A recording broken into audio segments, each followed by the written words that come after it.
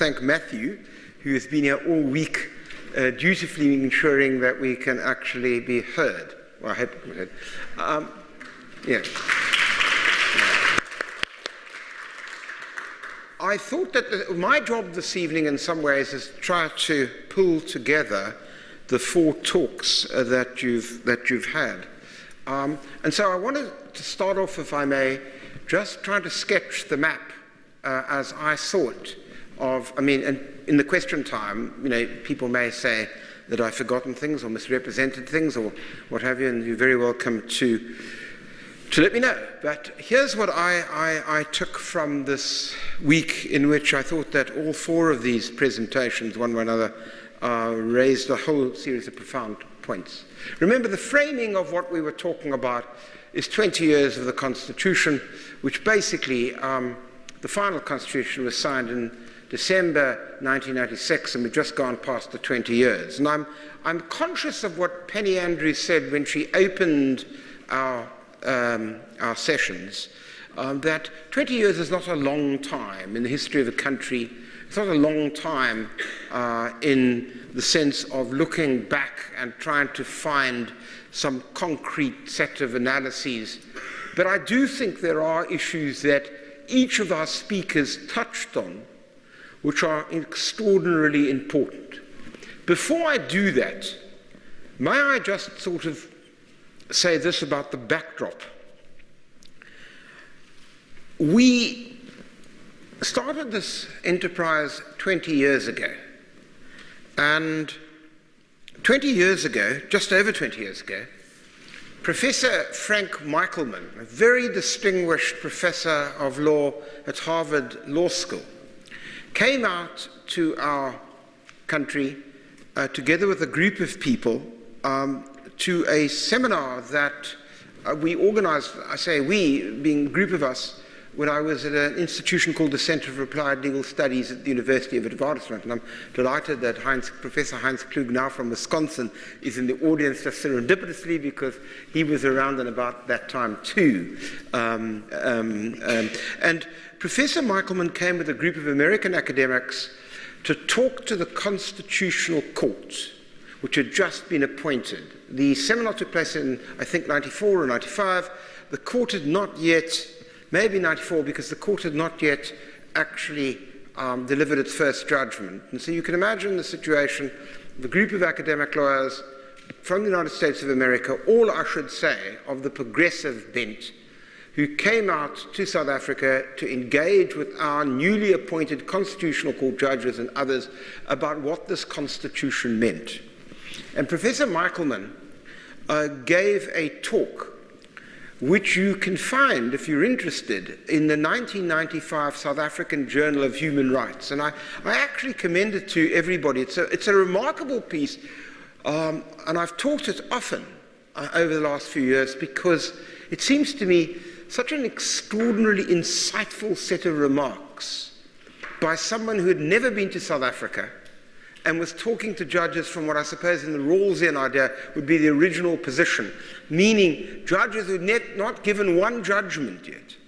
And the quote I wanted to introduce my talk from Michelman's article is the following. He's talking about the South African Bill of Rights and compared to his own, the American Bill of Rights. I hasten to add that he's talking in the 90s, during the time of Clinton, somewhat different situation to the con man who now inhabits the White House as we speak.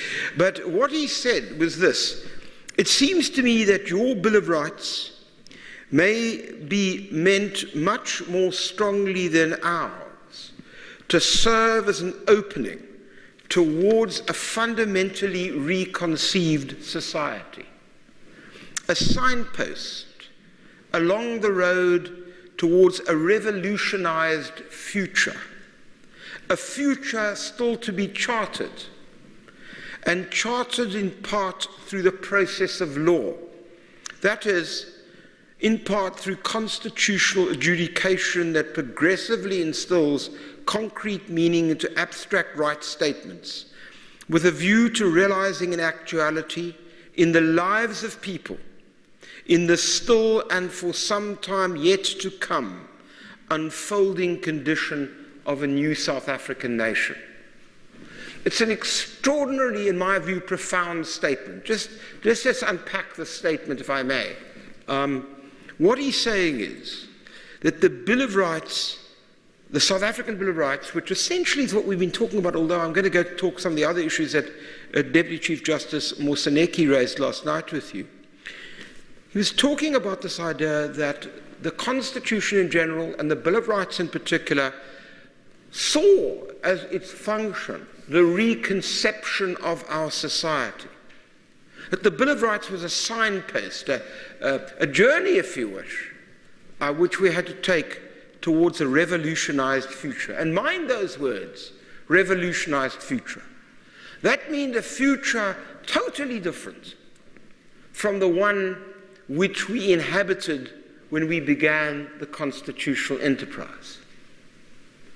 Let me pause here to put parenthesis and just to ask you to think about it. Can we really say that we've moved very progressively along a path towards a revolutionized future? And I leave that for your own consideration. Come back to it, if I may. He then says, it's a future which has to be charted, meaning the Bill of Rights can't give you the answers alone. Abstract statements of rights contained in a document can't possibly just tell you offhand, well, that's what's going to happen. But what it did say was it was a future which we had to chart for ourselves, and in part it was going to be done through law. And as Michel Leroux said on Tuesday night, quite correctly, as apartheid itself had been charted through law, here we were going to revolutionize our own society through a process of law, of course, the very antithesis of that which had dominated the vicissitudes of South African society for almost 300 years. And then he says further that what has to partly be done is a process of adjudication that progressively installs concrete meaning into abstract right statements. In other words, the idea, the function of the judges, if I put it that way, is in a sense to take that document that Justice Yaqub invited you to read carefully and make of those abstract statements something that was real in the lives of ordinary people. And that in a sense that conceptualization of the future of the country would be one which would take time. It was still, and for some time, to be unfolded. It was to develop a new South African nation. And I want to come back to that idea as well of the new South African nation. So in a way, this short quote from this remarkable introductory speech by Professor Michaelman is, as it were, the signpost for my own presentation this evening and my attempt to pull together the four splendid presentations that you've heard to date.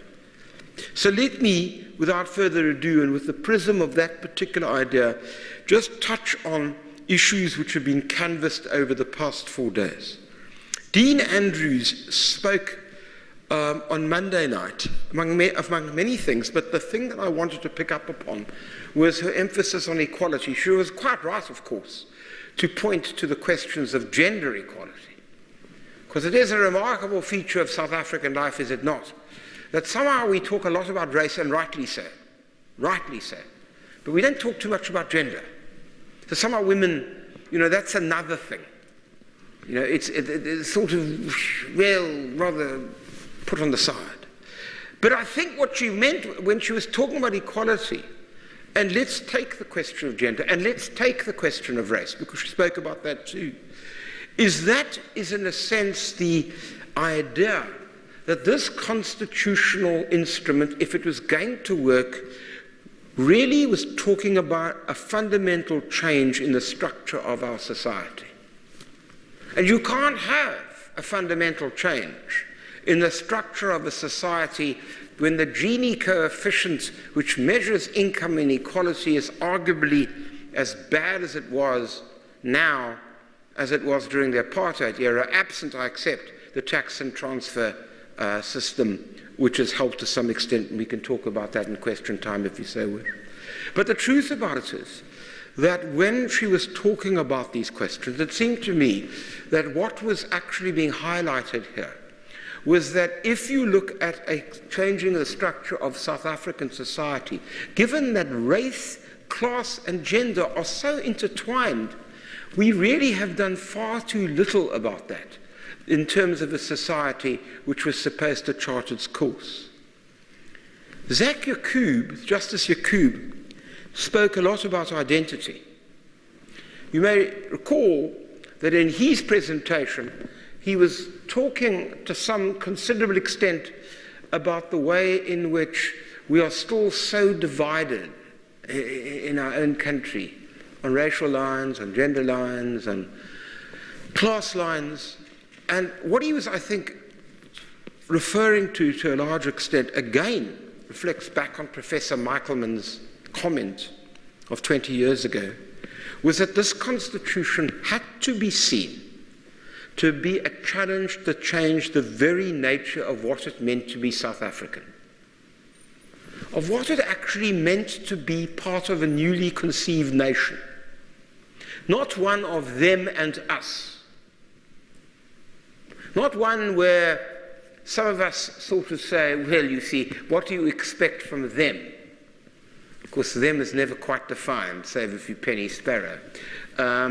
But the truth about it is that those sorts of issues, those issues about how do we come to terms with our history of racism, of sexism, how do we come to terms with a society in which we are so divided, how do we reconceive ourselves as a new nation, is, I think, to some extent, what Justice Yaqub was talking about, and rightly so.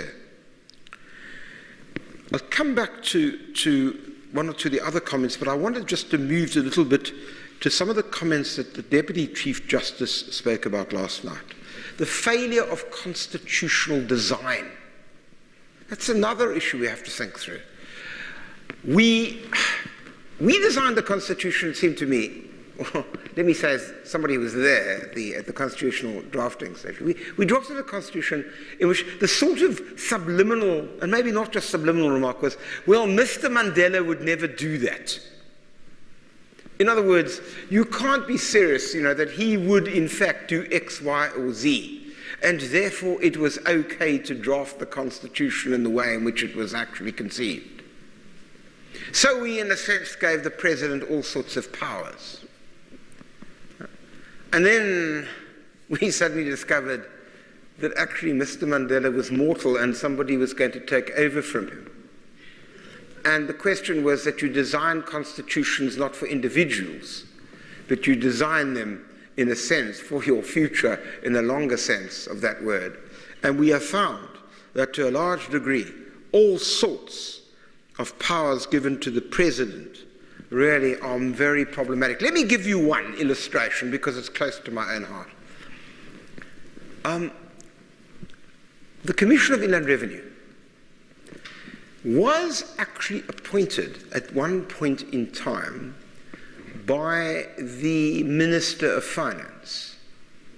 And for some reason, which is truly an ironic point of history, Mr. Manuel, who was then the Minister of Finance, and a very good one too, I might add, and Mr. Gordon, who was then the Commissioner of Inland Revenue, and was an equally good Commissioner of Inland Revenue, somehow got it into their heads that they wanted to give the Commission of Inland Revenue more powers, make the Commissioner more independent. And it was something which we, who were on the Cats Commission of Inquiry a few years earlier, and so far as tax were concerned, would worry about. So what they did was, and of course, the president at the time was President Mbeki, and I know there's lots of criticism about him, but one of the criticisms you can't have about him was that he didn't have a fairly acute idea about the question of the economy. I mean, he really did understand. I mean, I didn't agree with his policies about the economy, that's not the point. So the idea was, well, the president will appoint the commissioner. And so suddenly the minister and the Commission of Inland Revenue got together, the law was changed. And as a result, the Commissioner of Inland Revenue is no longer appointed by the Minister of Finance, but by the President. Well, move along 9 years now. Now we can't get rid of the Commissioner of Inland Revenue unless the President does so, because as we know in law, he or she who appoints also has the power to dismiss. So those of you who read your newspapers will know that there's an extraordinary impasse between the Commissioner of Inland Revenue and the Minister of Finance, which is not exactly good news for a country which requires taxation for very fundamental redistributive purposes. And what did we do? We kind of didn't look at this institutionally and say, what's the best process? Many countries don't just give an unfettered discretion to the President or the Minister. They've got a whole range of bodies which in a sense have an input into these processes, but we didn't do that.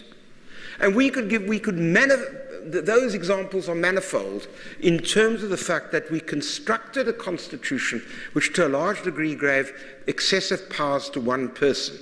I suspect that the United States of America might begin to have that same debate quite soon if you followed the last week. But my problem is South Africa, not America. Secondly, the structure between the legislature and the executive was a problematic issue. We kind of have the strange system in South Africa where we have the legislature structured in a fashion with the executive, which is a kind of hybrid system between what we used to have under the Westminster parliamentary system and a proper split between the legislature and the executive, meaning that we appoint a president from effectively the ruling party. There's no direct election of the president. And you may want to ask another question. Assuming if we had direct election of the president today, would the president be in office? Right? And what would that say? So what we got was a legislature which the majority party appoints the president and then, in a sense, is beholden to both the president and to the party officials within the party. By the way, not just the majority party, the minority party as well. I mean, if we want to say, you're going to take a big risk if you contradict what the president says, I suspect certainly when Helen Zille was the leader, you take a big risk if you actually criticized her. And probably that may still be true with Mr. Maimane, even though he seems to be a more avuncular individual. But what I'm simply suggesting is that the party bosses had a huge role in this. So then when we're surprised by the idea that Parliament doesn't hold the executive accountable, perhaps we shouldn't be so surprised, because the internal structure militates against that process. You're hardly likely to actually start saying, no, Mr. President, you've got to pay the money back. It's a sort of career-limiting move if you're in the majority party. So I'm suggesting to you that there was a structural fault in our design. I'm not sure we could have, of course, the question is what would have been a better thing, we can debate that too. But I'm simply pointing out a problem that was highlighted during these lectures, and rightly so, which is to what extent does the legislature hold the executive accountable, and to what extent, therefore, is the doctrine of separation of powers for a country like South Africa, which has a very thick constitution with many rights and socio-economic rights and commitments to substantive equality, what kind of doctrine of separation of powers can sustain itself when in fact that delicate balance between the legislature and the executive is rendered as difficult as I suspect our one is? And that, of course, raises the point that was made particularly by Michel Leroux on Tuesday night, which is the concept of lawfare. The idea that if you don't have a legislature that actually does the job, then you rush to the courts all the time. So consider the following. If you had a legislative scheme where the legislative the members of our parliament really felt emboldened, I suspect that when the Public Works debate came before Parliament and they saw the budget for Nkandla, there would have been a hell of a brouhaha and a holding accountable all sorts of people, including the President, and saying, what on earth's going on here? How come this 250 million rand is being spent on swimming pools and other strange accoutrements, right, at Nkandla? That would have happened. Mr. Motswaneng would not have troubled me and all my colleagues incessantly. Right? And trust me, it's an experience I don't want to repeat, having him in my court for 3 days, whilst this whole issue unfolded. Because you think about it, there are actually lots of people who really need litigation. Poor people. And you have to spend your time worrying about Mr. Motswaneng and his shenanigans. That would have been dealt properly by a parliamentary process. You will say it's starting to happen now. Maybe. And we'll come back to that in a moment. But all I'm suggesting to you is that the structural faults which I'm pointing to have had consequences whereby the pressure is put on the judiciary. And when Michelle Leroux listed all those cases that, in fact, she classified, I think, correctly as lawfare cases, there was quite a significant sort of people in the audience said, gee, that's an extraordinarily long list. And the answer is it is. And you ask yourself, why? Well, I'm telling you one of the reasons why. And so that's a particular problem. There's a third issue which I wanted to touch on in relation to the structural questions. I know that the Deputy Chief Justice, with his customary acuity, would have dealt with more of these and did deal with more of these. But the other one I wanted to highlight was, of course, the Judicial Service Commission. You see, actually, the Judicial Service Commission was a really good idea. And the idea of the Judicial Service Commission, which I think, if my memory serves, was partly borrowed from all sorts of various models, including the German idea that the upper house of the German legislature has a role, and Americans and so forth. So we had this idea, quite rightly, that you did not want the Minister of Justice to appoint judges. You may remember that was the way the apartheid regime worked, right? Judges were appointed through the minister, as he was called affectionately. And the minister appointed basically, occasionally you got some good judges because they needed commercial judges. And that's how I suspect judges Didcot and Goldstone and Gerald Friedman and a whole lot of others who I'm probably forgetting, well, not forgetting, but we can list quite a number of other judges. They were all there, Solly Miller, they were all there because they had been appointed for commercial expertise, but of course you couldn't just preclude them from working for other cases. But the fact matters, we did want to have a more independent system. We didn't want the kind of situation where the famous remark of Tilman Ruis, who actually, strangely enough, did find himself eventually on the appellate division in the 1930s, but was a Minister of Justice in the early National Party regime, and who said famously, when a whole lot of judges were appointed, he said, we appointed these people because they were sort of members of the party. Now they think they're there on merit. And so we didn't want that sort of thinking. So the idea was to have the Judicial Service Commission.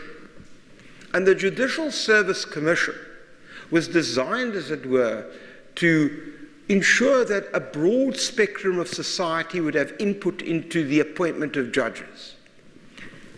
And so what happened, unfortunately, and it worked quite well to start with, because I go back to the Mandela point. You see, for some damn reason, we said that the president could appoint 4 people.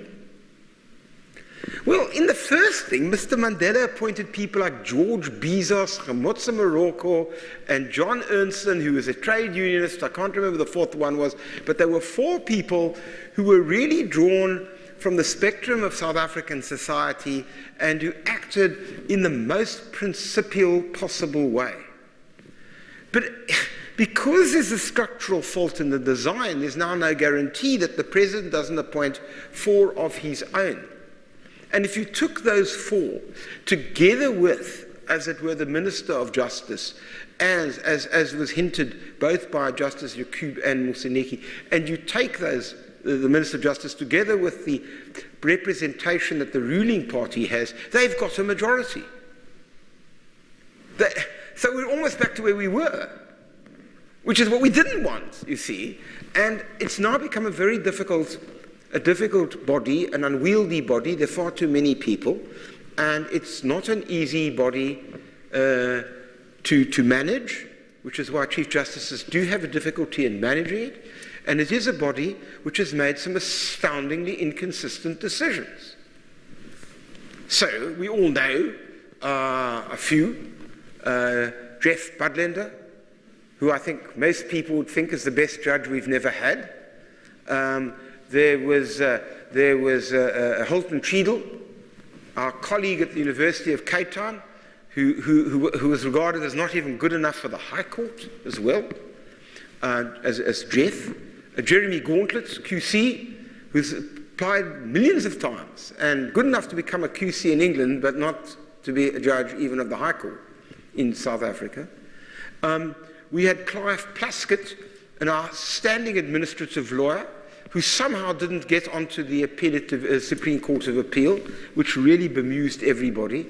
And now we had the most oddest of all. I'm not suggesting that the others weren't all pernicious or bad non-appointments, but this one really bemused many of us. So G.M. Malindi, who is a silk at the Johannesburg bar, right?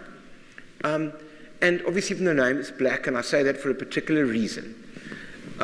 You would have thought that for a High Court appointment in Gauteng, you'd want a black silk. Gosh, that's fantastic. Here's somebody who's actually learnt their stripes. They're a proper silk at the Johannesburg bar. They're making themselves available. Fabulous. Why doesn't he get on? Oh, because he's too close to the ANC. See, scratch your head and say, sorry, but this was a man who was a UDF treason trialist, right? Who really I know well and has done a very fine job when he's been acting on the Labour Court, has always behaved, as anybody who knows him, with a great deal of principle. And suddenly now he's too political. So one day you have people who say you can't appoint them because they've got no struggle record. Then the next day you've got people say there's too much of a struggle record. And so the inconsistencies of the appointment of judges is another structural question in which I think we made a mistake. May I just make one other structural point?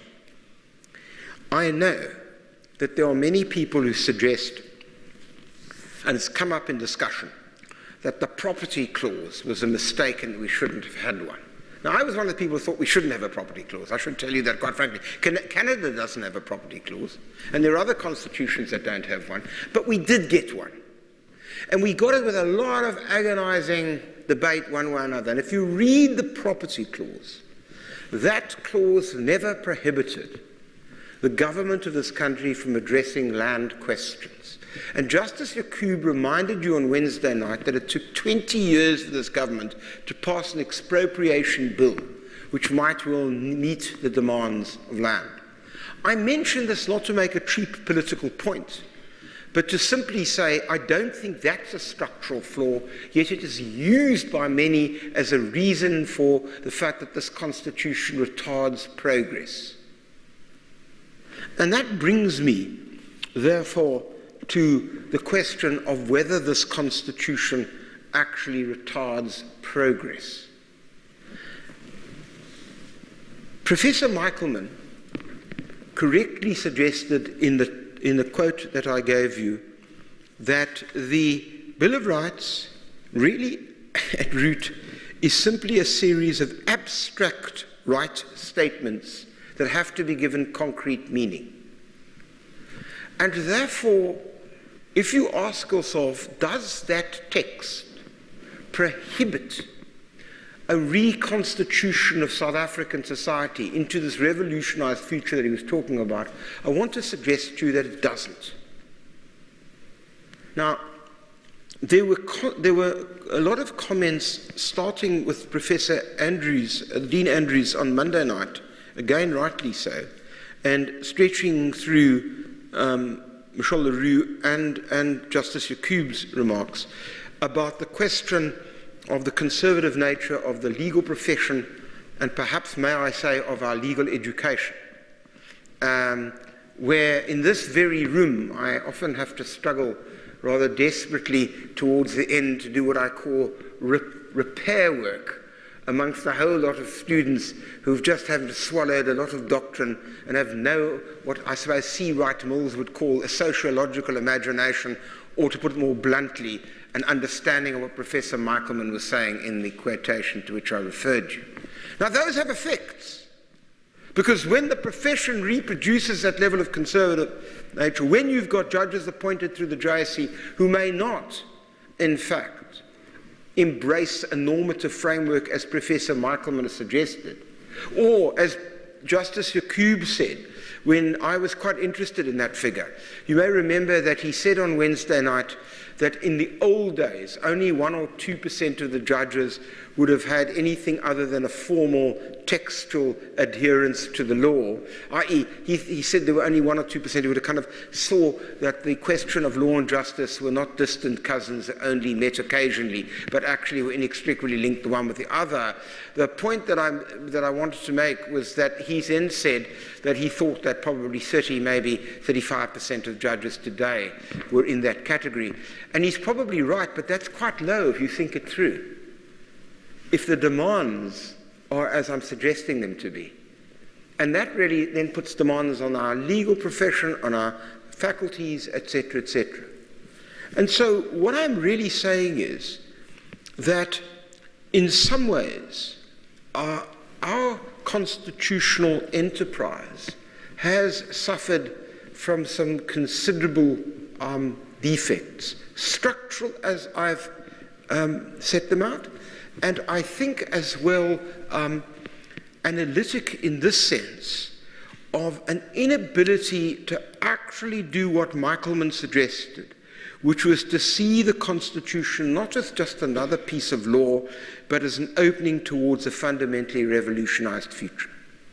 And that requires judges, lawyers, and the public at large to understand that this Constitution does provide us with the promise to constitute a new South African nation. That it does not constitute an obstacle, far from it, from a society on which substantive equality is taken seriously, where land reform is implemented expeditiously, where private power is rendered accountable in a serious and meaningful way, and where, in a sense, therefore, governance, both public governance and private governance of power, is central to our enterprise. None of those are precluded from this text. What you've seen until in the 4 lectures that we've had is that we have not produced the questions of equality, which Professor Andrews opened our sessions with. I don't think that we've embraced a conception of identity, and we need to talk about that.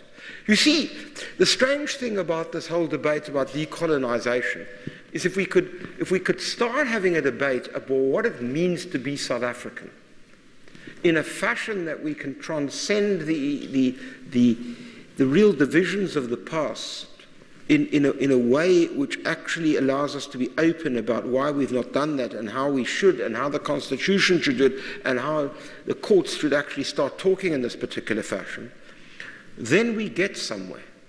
I was struck the other day, to give you an example. I was facilitating a session on 20 years in the Constitution. The people, the Secretariat who'd helped us so wonderfully to sit in Parliament and draft the final Constitution, decided that on December, whenever it was, we were going to have a panel conversation about the 20 years of the Constitution, and all sorts of drafters from all sorts of political parties arrived, including Corné Mulder from the Freedom Front Plus. And let me say this, I know we're an odd society, because whenever I listen to Dr. Mulder, he always makes a lot of sense, you know, and I think like, well, we have such different political views, but somewhere along the line I realized as I was listening to him why we actually did get the settlement in a strange way, that there were some people who understood that they could go beyond their own, and there was Tony Leon from the Democratic Alliance, we had Ibrahim Patel from the ANC, Sheila Kamra at that stage, who was a National Party Deputy Minister of Justice, and there were other people as well. And a young man put up his hand and asked a question. And I won't say who answered it because I think that sort of embarrass the person given what I'm going to say. But the question was asked about this. Did the Constitutional Court really embrace African values in a holistic fashion? Did it, as it were, develop, if it was going to be so concerned with South African identity, did it develop a jurisprudence over 20 years? Or can we see a jurisprudence developed over the 20 years, which, in a sense, moves us away from nodding vigorously in the direction of Germany, Canada, less to the United States of America, less to Britain, and some way to the European Court of Human Rights, and more to our own indigenous value system. Justice Yacoob made the point on Wednesday night that Ubuntu should have been there, wasn't there, but we could still use it. He's quite right. But the question was, to what extent have we embraced that? To what extent does our constitution represent this idea of a new nation? That everybody can say, well, we can start seeing why we're getting there. And the question was asked, well, don't you think that hasn't happened? And the particular individual answered, said, well, you know, the Constitutional Court's given quite a number of judgments. It found a judgment that a woman could be a chief rather than the man. It gave a judgment which suggested that male primogeniture was not necessarily determinative of intestate succession. That's true, it did. And rattled off a few further cases. And it struck me as the answer was given, that what that was that sort of like almost, you know, going into the departmental store where, you know, ground floor Eurocentric jurisprudence, basement African jurisprudence, instead of a fusion.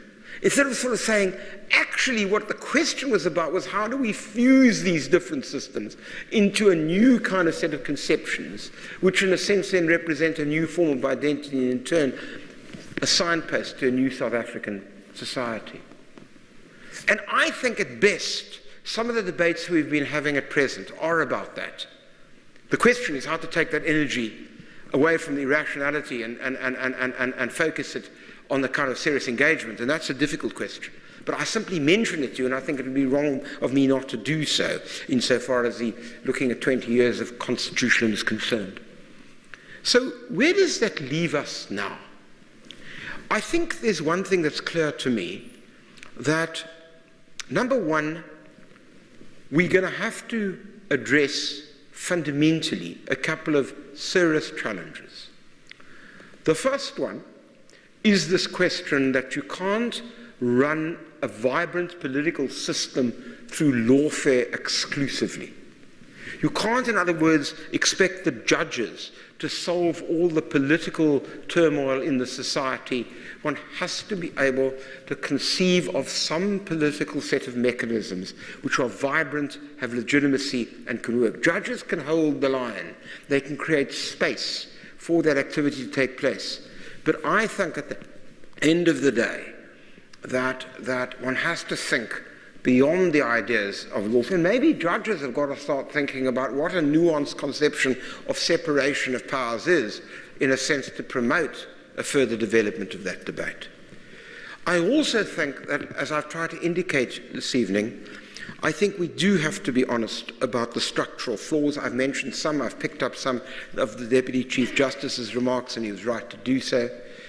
I think we also have to, quite obviously, pick up the challenges that Professor Andrews raised with regard to questions of equality, both gender and race.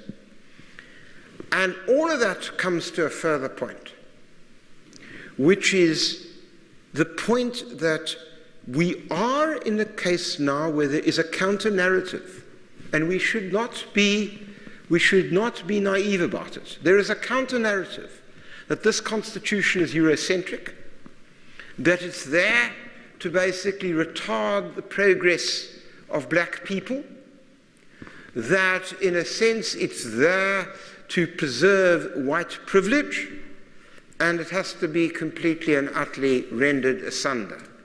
I've tried to indicate to you that nothing can be further from the truth if we take the enterprise seriously, but we've also got to take the discourse seriously. There's a comprador class in this country which is using that narrative for its own perfidious ends. And if you're a constitutionalist, you've got to take seriously the challenges that we've been talking about in terms of a politics which in a sense is a proper form of, I think, constitutional politics, which does see that what it's all about is this signpost towards a revolutionized future. And to what extent, therefore, in conclusion, do I think that there are some possibilities here? Well, I do think, and I pick up on some of the points that Michelle Leroux made in her lecture, which I think are correct. I do think that there is a reawakening of certain elements of civil society. We've got things like the Save South Africa campaign, not that they're entirely unproblematic for all sorts of reasons that we can talk about if you wish. We've got at least some trade unions which have now started to talk rather more forcibly about various questions. There are other forms of civil society which have shown a level of vibrance that perhaps wasn't there some years ago. I think the fact that students are protesting in some ways may be a bad thing on one side, because I actually do like to lecture without sort of fearing that I've got to run for my life. But I also think that the idea that we have students who no longer think that the central feature of academic life is to get a BMW or a Mercedes-Benz when they're finished, and that there's something rather more important in life, I think that's really encouraging. So the question is how we deal with that, and I'm not discouraged by those features. I think that there is a level of political contestation now that is perfectly obvious to anybody, which goes way beyond the question of just the minority parties, but within the ruling party as well. And whilst I think, as Michelle rightly said, there's certain of the press that have been captured, I mean, sadly, we don't have a proper newspaper in Cape Town anymore, although I suspect the Burger may be one, but, you know, for all sorts of historical reasons, I find that incredibly difficult to say. I mean, they ran a campaign against me in the 1980s, which sort of, you know, is most unpleasant. But the fact of the matter is, we still have a range of media, which is not necessarily traditional media, who are saying things. We are able to access information, not just the alternative facts, but actual information that is taking place. And the challenge, therefore, it seems to me, because Justice Yacoub made the point, and I want to end with this, when he said that this is not just about judges, it's not just about lawyers, it is about all of us. And the real challenge is how we frame that discourse. Can we actually pick up the challenge that Michaelman posed 20-odd years ago and frame the discourse in that way? That in fact there is serious work to be done if this country is going to in any way vindicate the vision of that constitution. Because if we don't do so, then in 20 years' time, you know, if we have another, or 10 years' time, if we have another session like this, we'll all be ruining the lost opportunities. So the threats are there. But I also think at the same time there are possibilities which lurk behind those threats, all of which point in the direction that we should be taking, as opposed to the one which some would like us to take, and to the lost opportunities, both in terms of our jurisprudence and in terms of our structure, which have been part of the journey of the past 20 years. Is that surprising? No. This was never going to be an easy process. It was never going to be an easy process to transcend 300 years of egregious racist rule. But the fact is that unless we actually embrace the kind of vision which I suspect I've been trying to talk about, which my co-lecturers this week have been trying to talk about, then we will be in very serious trouble.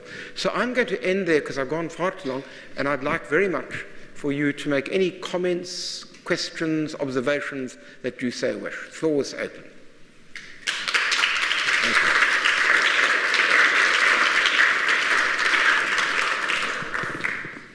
you. Yes, please.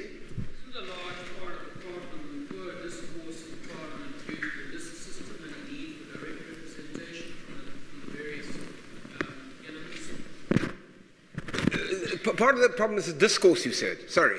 Judges like me get deaf very quickly. So, yeah. The quality of debate in Parliament yes. is taken by the main parties because of the list system.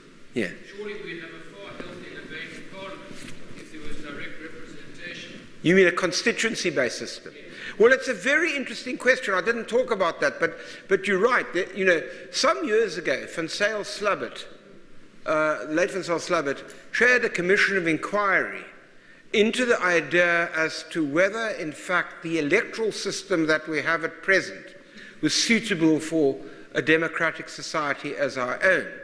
And he came up with the idea of multiple member constituencies, which was the notion that you kind of combine the best of proportional representation with the idea of people actually having some level of direct accountability to those who elected them. And it's a great pity that that report has just collected dust, because it was the basis, I think, for us to have a very serious conversation about these particular questions. And you did right. I mean, the parliamentary, not just the parliamentary debate, but I mean, you know, you listen to the stuff that's on the radio. I mean, between some of the people who actually run these programs, I don't want to mention some of my pet hates who cause me to almost have an accident almost every day when I'm unfortunate enough to hear them. But I mean, we really have a pathetic discourse on one level, and that's ironic, because on another level, we're a very politically literate society. And I'm not talking about educationally literate. But I'm often, because of the television program I do, I'm often fascinated by having conversations with ordinary sort of people who say, oh, I know you were on television, and I'm always intrigued. So I say, did you watch? Have you watched? Oh, yes, and what was last week? They tell me. Then they start telling me why I got it all wrong. And these are people who may be petrol pump attendants or shop attendants or just people passing the street, cleaners at the airport. We make a very terrible mistake. We've got a very literate, politically literate population. If we only listen to them, and they don't get listened to by anybody, which is why we have huge amount of delivery protests and all that sort of stuff. And it is about the listening and about the promoting of the discourse. You're quite right. And certainly in Parliament, I think that if you had a more direct form of representation, I think it would concentrate the mind. Yes, I do agree with you. Yeah, that must be the national security establishment. Other questions? Yes, please.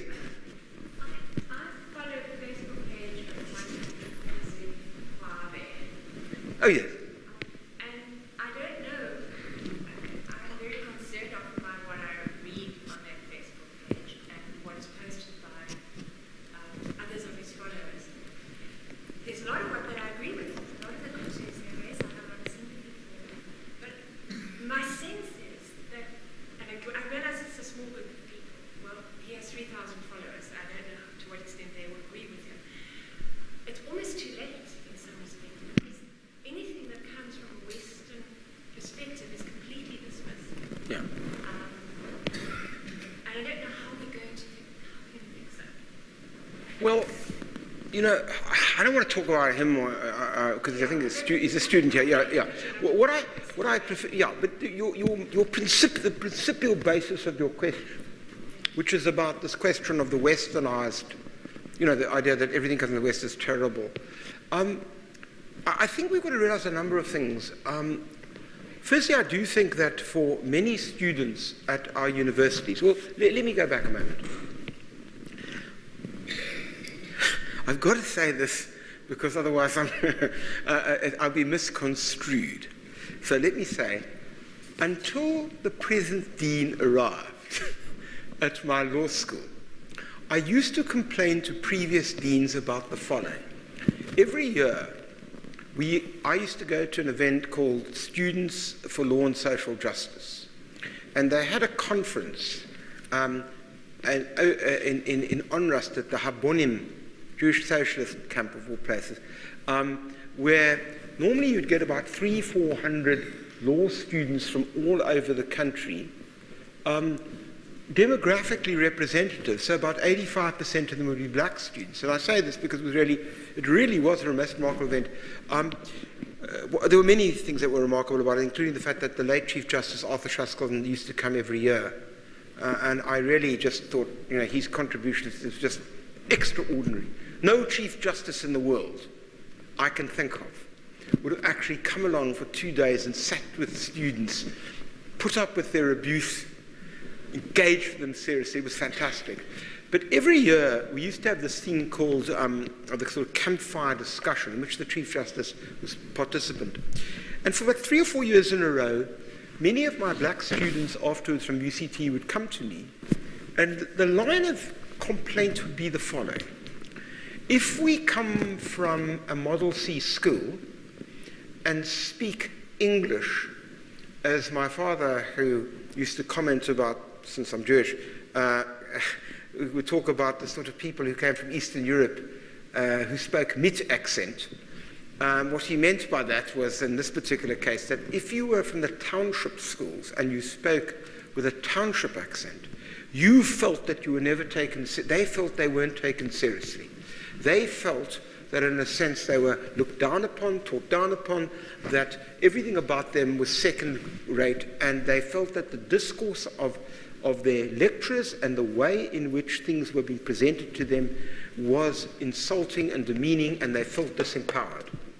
It is true that to some extent the ones who came from Model C schools felt differently because, frankly, they spoke without that accent, and many of them, the English was better than many of the students from other race groups. But I'm saying this happened every year, and I'm raising this with you for the simple point that it's come home to roost. We did not listen. One of the problems about anger is you think, gosh, why are they so angry? Well, that's partly because for years and years and years, people don't take them seriously. And yes, of course you then get an excessive anger. And younger people generally tend to, I know that's a long time ago since I was young, and I'm looking at some of you, same with you. But the fact of the matter is, once upon a time we were all young. And once upon a time we all probably took extreme positions one way or the other. Well, that's part of the problem. So when I read this stuff, I say to myself, I'm not so worried about what they've done wrong. I'm rather worried about what we've done wrong. And that doesn't mean that I'm going to sort of accept everything that is said. It's outrageous to have to insult my dean in the way she's had to suffer. I'm talking about the present one. Or the vice-chancellor of this university in the way that he's had to suffer. Or any of that. That's just not acceptable. But what worries me is how do we engage with the pathology which is underlying that. And part of what I've been trying to talk about this evening is is in a sense addressing that question, which is to sort of be reflective about what it was that was intended from this journey that we were supposed to start 20 years ago, and why is it that we've communicated so badly to so many. Now, I think with middle-class black children come to the university, I bet you that many of them have still got members of their extended family who are living in not much better conditions than in fact was the case under apartheid. And there's also, and we need to be honest about this, an incredible anger which is displaced to the university, I accept, by the ineptitude of our political system, which has failed to deliver on the promises that I've been seeking to outline. So these are complex questions. And what does give me hope is that out of that anger, I've just got to accept that somewhere along the line, and we know that those of us who teach here, that there are more than enough students who, if you can get by this process, and we have to, we can start engaging with the kind of points that I've been trying to make. So, yes, of course there's that anger. And of course there's a lot of the stuff that is all westernized. Some of that's a narrative that I've tried to suggest to you comes from a particular vantage point of total expedience, opportunism, and I can assure you has absolutely nothing to do with the question of the egalitarian vision that I've been trying to develop this evening. But there's the other side as well. It's the best I can do to answer what is a very difficult, and thank you very much for a very important question. We've still got some time. Yes, please. Hello, Cora. Ignorant and perhaps racist question. Is there a capital jurisprudence? Where does it come from? There is certainly, there are a number of things. There's certainly a massive body of customary law. There are values. There are communal values, which are less individualistic than ours, in which the community is placed first and the individual is placed second. It gives content to questions of what equality means and what liberty means and what dignity means. There are practices, frankly, I'm not an anthropologist myself, but I've been very persuaded by my friends Jean and John Komaroff, the Harvard anthropologists in South Africa, who talk about the fact that this is a living process of law.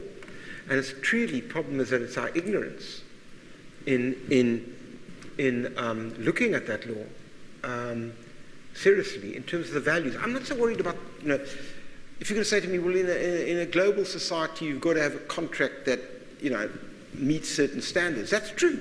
But even then, we have real debates about, does freedom of contract actually give way to a concept of good faith? Now, where do we get that from? And what kind of values do we quarry down to have a South African concept of good faith that actually engages with the question of freedom of contract at the same time? Those are the sorts of issues that I think it's a question of not having an apartheid vision, meaning that you've got that side and that side, trying to embrace an idea that the abstract rights of that constitution in particular are fueled by a normative framework which actually takes seriously the value system of the society at large.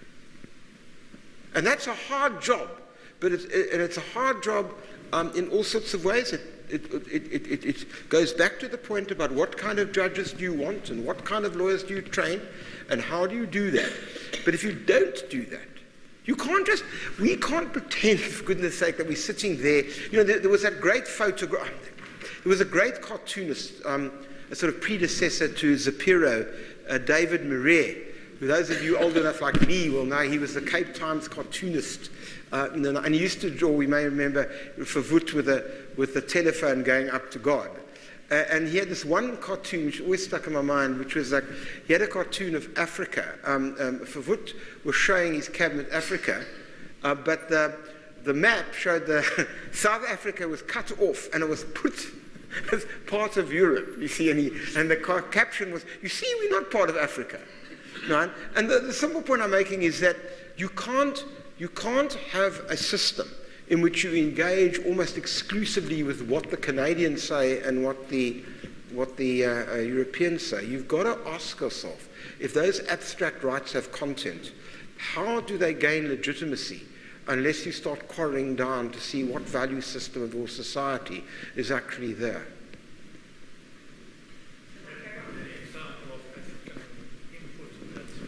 Yes, of course, but I mean, there are all sorts of... Look, there's been a massive failure in the academic side of things because as a judge, what we rely on to a large degree is what is produced by counsel, and that includes, not that they're particularly good at that. Very often you've got to actually say to them, Yaqub said, I think, on Wednesday night, rightly so, very often it's only when they get to the highest court and then they've lost all the way, then suddenly desperately, as a last desperate attempt to save their reputation, they rely on some incoherent constitutional point, like that Australian film, but we look at the vibe. That's the best they can do. But actually, when you look at the academic community, one of the things that you'd expect from them, which has not happened, is precisely that kind of engagement, that sort of thing of saying, so where the counsel can get up and say, Judge, let me refer to the following, in which there's some serious engagement with these particular issues. There's a poverty of imagination in the academic community, I'm sorry to say. I'm part of it myself. So, I'm equally guilty, but I'm saying it's that sort of, so you're dead right. And, I was struck very early on when I was actually a counsel in one of the constitutional court cases in which it was weird because issues of customary law came up. And, the whole case was bizarre. You could have used Louis Buñuel would have made a really surrealistic film about this because the two counsel were myself and Gilbert Marcus. So these two overweight Jews are kind of arguing with the judges. Turns out that none of the judges, even the black ones or the white ones, or the two of us, knew anything about customary law. One of them did, Justice Mahoro, and the rest of us were pretty clueless. There we were floundering around. I thought to myself, this is insane. Maybe I, coming from my background, have got some excuse, but we should be having judges who are deeply steeped in these issues as well, and probably my own fault for not having, done enough research to actually answer the questions that were put to me. And that's why you've got this dichotomous jurisprudence, and that's why the question of the young man who asked, somebody who really does have some influence, or used to have influence, the question, and why that question is such an important one, still remains so. Sorry, yes, please, I'll come back to Corin, but yeah.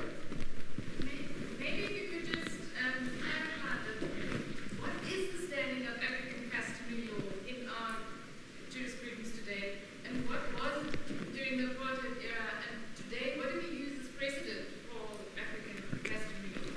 Well, that's a good question. In the problem about, when I'm talking about the law, the African customary law is certainly part of our law, and it operates right through in many traditional communities. There's a big dispute about that because there are bills now